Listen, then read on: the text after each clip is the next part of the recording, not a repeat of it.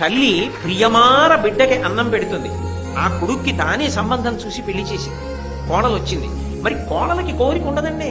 ఆయనకి కావలసింది తాను వండాలని, తాను వడ్డించాలని ఉండదు. ఎంతో కష్టపడో పదార్థం చేసింది, వడ్డించింది. చాలా బాగా చేశావే అని చటుక్కున వెనక్కి తిరిగి, అమ్మా అమ్మా నీ కోడలు ఎంత బాగా చేసిందో చూడు అని 1-2 మాటలు వేసుకు తిని పొగిడాడు. తాను గుండెలు బాధేసుకుని కోడలు వశం చేసేసుకుంటోంది. అక్కడి నుంచి అది వంట చేసేస్తోంది, అదే అన్నం పెట్టేస్తోంది. ఇన్నాళ్లు కనిపించాను అని అనుకోరు అత్తగారు.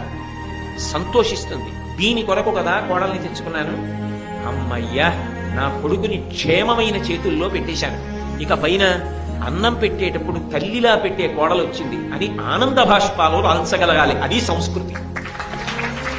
తప్ప కోడల మీద కూడా ఏడిస్తే ఇంకా ఏం బ్రతుకండి అది. అలా ఉండకూడదు. కోడలు ఇంటి విషయాలు చూస్తుంటే అత్తగారు ఆనందపడాలి, అప్పచెప్పాలి కోడలికి. ఒక్కొక్క పని కోడలికి చెప్పి కోడలి అభ్యున్నతిని పొందడానికి, కోడలి ద్వారా ఇల్లు వృద్ధిలోకి రావడానికి ధర్మానుష్ఠానాన్ని నేర్పాలి.